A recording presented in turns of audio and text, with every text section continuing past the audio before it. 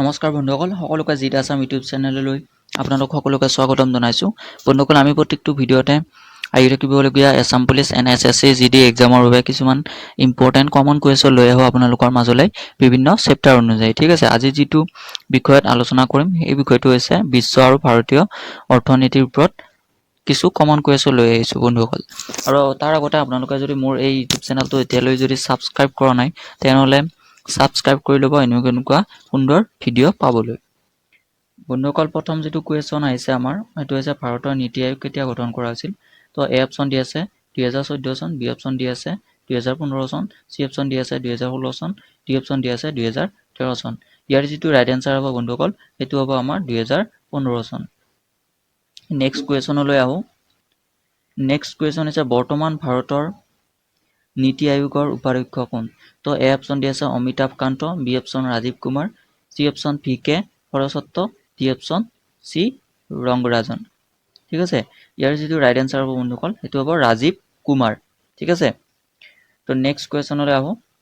Next question হৈছে পৰিকল্পনা আয়োগক কোন চনত ভংগ কৰা হয়। তো এ অপশ্যন দি আছে 1999, বি অপশ্যন দি আছে 2014, চি অপশ্যন দি আছে 2011, ডি অপশ্যন দি আছে 2016। ইয়াৰ যিটো ৰাইট এনচাৰ হ'ব বন্ধুসকল সেইটো হ'ব 2014। ঠিক আছে, 2014 চন। তো নেক্সট বহু ইম্পৰ্টেণ্ট কুৱেশ্যন। নেক্সট যিটো কুৱেশ্যন সকলোৱে ইম্পৰ্টেণ্ট, কিন্তু এইবিলাক কুৱেশ্যন SSC GD 3বাৰ 4বাৰ প্ৰতিটো চিফ্টতেই পৰা হয়। ঠিক আছে, তো কুৱেশ্যনটো হৈছে মুঠ ঘৰুৱা উৎপাদন GDP অনুসৰি ভাৰতীয় অৰ্থনীতিৰ স্থান পৃথিৱীৰ ভিতৰত কিমান। ঠিক আছে, এ অপশ্যন দি আছে তৃতীয়, বি অপশ্যন দি আছে ষষ্ঠ, চি অপশ্যন দি আছে চতুৰ্থ আৰু ডি অপশ্যন দি আছে সপ্তম। ইয়াৰ যিটো ৰাইট এনচাৰ হ'ব সেইটো হ'ব ষষ্ঠ। ঠিক আছে, এইবিলাক কুৱেশ্যন আচলতে সলনি হৈ থাকে, কেতিয়াবা 1 নম্বৰত আহি যাব। ঠিক আছে, কেতিয়াবা প্ৰথম হ'ব, কেতিয়াবা দ্বিতীয় হ'ব, কেতিয়াবা তৃতীয় হ'ব যেতিয়াই GDP ঘোষণা কৰা হয়। ঠিক আছে, নেক্সট কুৱেশ্যন ভাৰত চৰকাৰে অলপতে কেতিয়া বিমুদ্ৰাকৰণ কৰিছিল। ঠিক আছে, ইয়াৰ যিটো ৰাইট এনচাৰ হ'ব বন্ধুসকল সেইটো 8 নৱেম্বৰ 2016।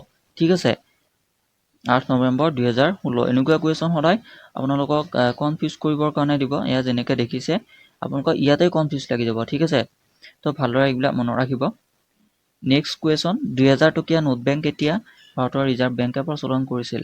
এ অপশ্যন দি আছে 2017 চন, বি অপশ্যন 2016 চন, চি অপশ্যন 2015 চন, ডি অপশ্যন 2018 চন। ইয়াৰ যিটো ৰাইট এনচাৰ হ'ব বন্ধুসকল সেইটো হ'ব আমাৰ 2016 চন। ঠিক আছে, 2016 চনত 2000 টকীয়া নোট ভাৰতীয় ৰিজাৰ্ভ বেংকে প্ৰচলন কৰিছিল।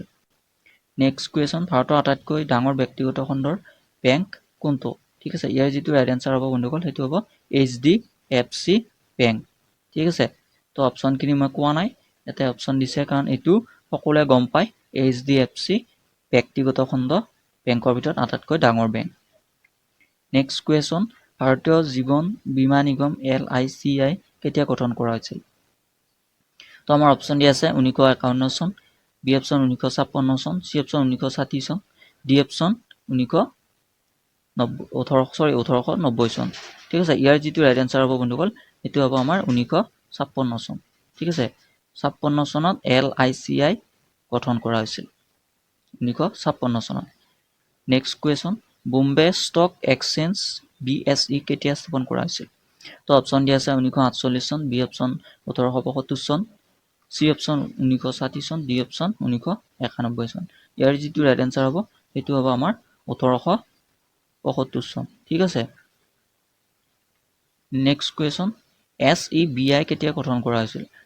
তো আমাৰ অপশ্যন দি আছে 1955 চন, 1992 চন, চি অপশ্যন 1991 চন, ডি অপশ্যন 1951 চন।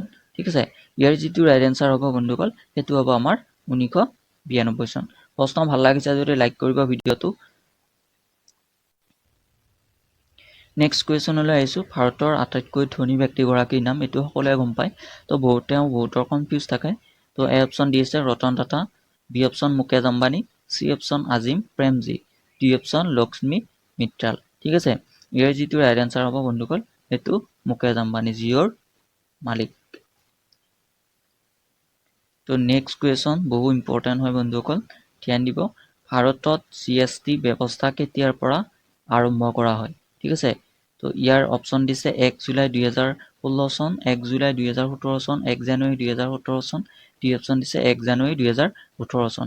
ইয়াৰ যিটো ৰাইট এনচাৰ হ'ব বন্ধুসকল সেইটো হ'ব 1 জুলাই 2017 চন। বহুত ইম্পৰ্টেণ্ট, এইটো 100% আহিবই বুলি কৈছোঁ। ঠিক আছে, অহাটো খাটান 100%। ঠিক আছে, নেক্সট কুৱেশ্যনলৈ আহিছোঁ। ভাৰতীয় ৰিজাৰ্ভ বেংকৰ বৰ্তমান গভৰ্ণৰ কোন? তো আমাৰ অপশ্যন দিছে Raghuram Rajan, B option Urjit Patel, C option Arundhati Bhattacharya, D option Pradeep Kumar. ঠিক আছে, ইয়াৰ যিটো ৰাইট এনচাৰ হ'ব বন্ধুসকল সেইটো হ'ব আমাৰ উৰ্জিত পেটেল। ঠিক আছে, প্ৰশ্ন ভাল লাগিছে যদি লাইক কৰিব।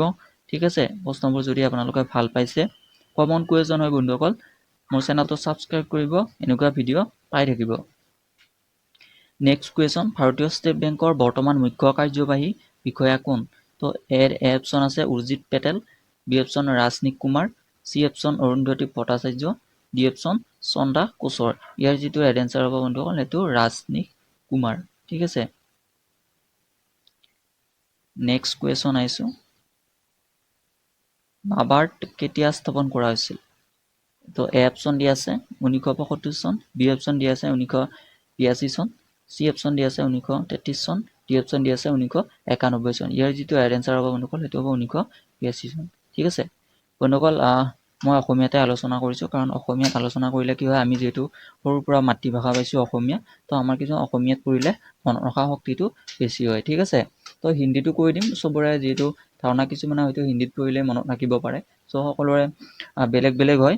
তো কমেণ্ট কৰিব কিহত বনাব লাগে, যিহত লাগে মই বনাই দিম আপোনালোক। ঠিক আছে, তো নেক্সট কুৱেশ্যনলৈ আহিছোঁ। জনমূৰি আয়ৰ হিচাপত ভাৰতৰ স্থান পৃথিৱীৰ ভিতৰত কিমান? ঠিক আছে, অপশ্যন দিয়া আছে 126, বি অপশ্যন দিয়া আছে 139, চি অপশ্যন দিয়া আছে 101, ডি অপশ্যন দিয়া আছে 149। ইয়াৰ যিটো ৰাইট এনচাৰ হ'ব বন্ধুসকল সেইটো হ'ব 139। ঠিক আছে, পৃথিৱীৰ সৰ্ববৃহৎ গণতান্ত্ৰিক দেশ কি? ঠিক আছে, পৃথিৱীৰ ভিতৰত সৰ্ববৃহৎ গণতান্ত্ৰিক দেশ সেইটো আৰু ক'ব নালাগে, আমি সকলোৱে জানো সেইটো হৈছে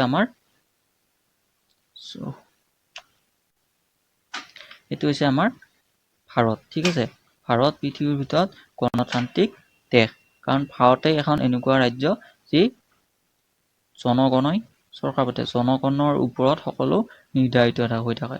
ঠিক আছে, কিন্তু বৰ্তমান ভাৰতত সেইটো হোৱা নোহোৱা একে কথা, তো সেইবিলাক আমি আলোচনা নকৰোঁ। নেক্সট কুৱেশ্যন, ভাৰতৰ বাবে আন্তঃৰাষ্ট্ৰীয় কলিং কোড কিমান? ঠিক আছে, এইটো সদায় জানিব লাগে, যিহেতু বহুত ইম্পৰ্টেণ্ট, তো সেইটো মনত ৰাখিব আপোনালোকৰ 9+91। ঠিক আছে, এইটো পাকিস্তানী। ঠিক আছে, ৰাইট এনচাৰ এইটো। নেক্সট কুৱেশ্যন, পৃথিৱীৰ আটাইতকৈ অধিক জনসংখ্যাৰ ঘনত্বৰ দেশ?